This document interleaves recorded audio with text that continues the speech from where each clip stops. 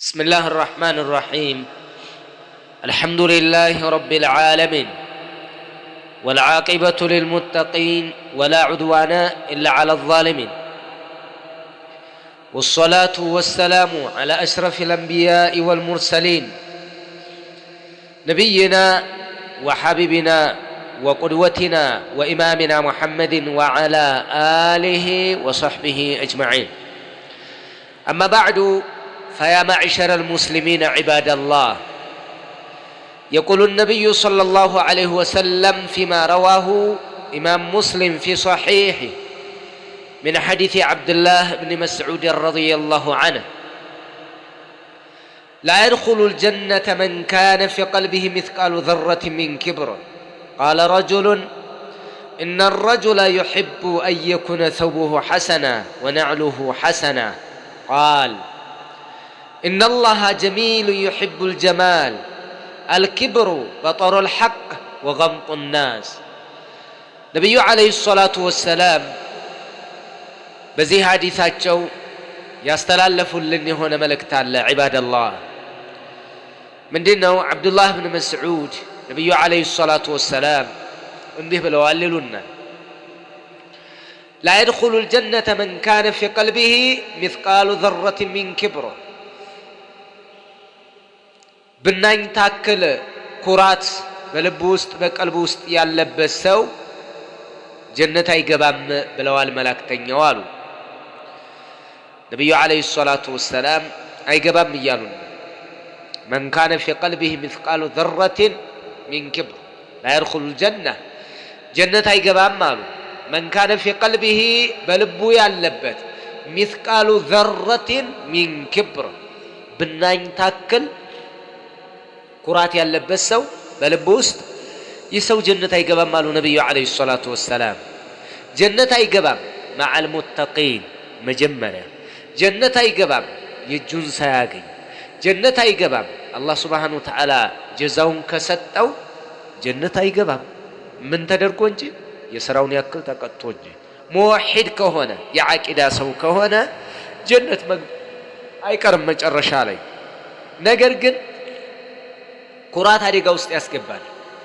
ብዙ ጊዜ ኩራት መስመር ያስለቅቃል። ኩራት መስመር ያስለቅቃል፣ ከዲን ያወጣል። ኩራት በጣም ከባድ ነው። ኩራት የሚባል ነገር የነ ፊርዓውን ባህሪ ነው። ፊርዓውን ነው ሲንጠባረር እምቢ ሲል ሲንቅ የነበረው። እሱን ነው የምናውቀው። حتى قال لموسى عليه السلام: أم أنا خير منه من هذا الذي هو مهين ولا يكاد يبين. سأل نبي الله موسى نكأتون سيقلس إن بلو تناقل: أم أنا خير، بل أنا خير أن يتشالكون أنيانا من هذا الذي هو مهين أي ضعيف كذلك دكاما فطر. يعني موسى عليه السلام يا الله النبي موسى مالتنا كذلك دكاما أني بتأم ببزوت أفهم بلت أنيانا ولا يكاد يبين መግለጽ እንኳን የማይችል ማስረዳት የማይችል መንገር የማይችል ደካማ ከሱን ይበልጣለሁኛ አለ። እንግዲህ ኩራት መንጠባረር የሚባል ነገር የፊርዓውን ባህሪ ነው። የአማኝ ባህሪ፣ የደግ ሰው ባህሪ፣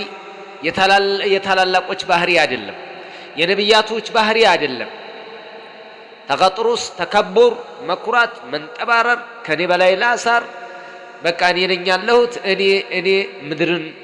መጸየፍ፣ ሰውን መጸየፍ፣ ናቅ ማድረግ፣ ራስን ንጹህ ሌላን ማቆሸሽ ምናልባትም ማለት ነው እዛው ወንድሞቹን አህሉ ሱና የሆኑት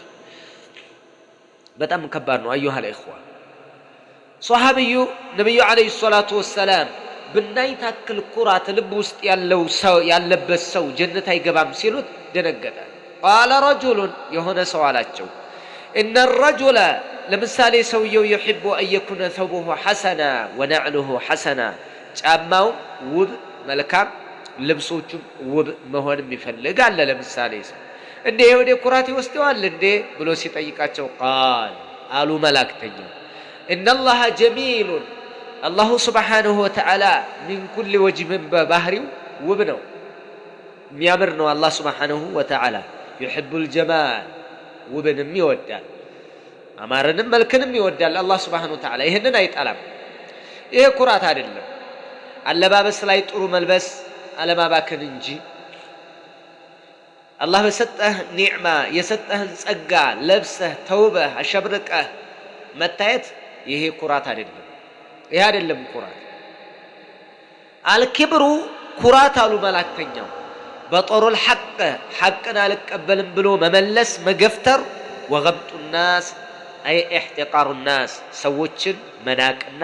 ዝቅ አድርጎ ማየት ይሄ ነው አለ ኩራት የነብይ አለይሂ ሰላቱ ወሰለም ገለጻ ይሄ በጦሩል ሐቅን አልቀበልም እንብየው ማለት ይሄ በዚህ ኩራት የተናጡ የተዋጡ አያሌ ሰዎች አሉ ስትነግራቸው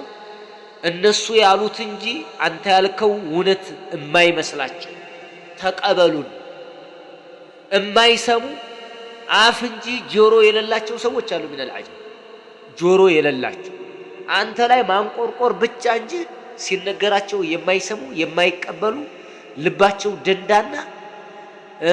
ተልቢስ የሚጠቀሙ ኩራተኞች ተንጠባራሪዎች ለምን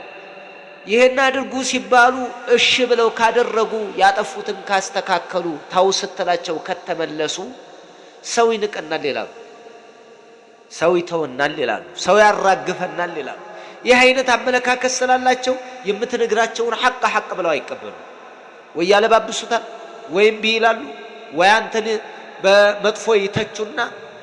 መጥፎም መልካሙም ንግግር ተቀባይነት እንዳይኖረው ማለት ነው ምናልባትም ስተት ተሳስተ ከሆነ በስተቷ ጥሩንም ሸፈነው አብረው ይመጡባል ሐቅንም አይቀበሉ ነብይ አለይሂ ሰላቱ ወሰለም ሰውየው የአይሁዶቹ ምሁር መጥቶ ባናገራቸው ጊዜ ለረሱል አለይሂ ሰላቱ ወሰለም በጣም ይገርማል فقال إنه إذا كان يوم القيامة جعل الله السماوات على أصبع والأراضين على أصبع والجبال والشجر على أصبع سمايات باندطاتو مدرن باندطات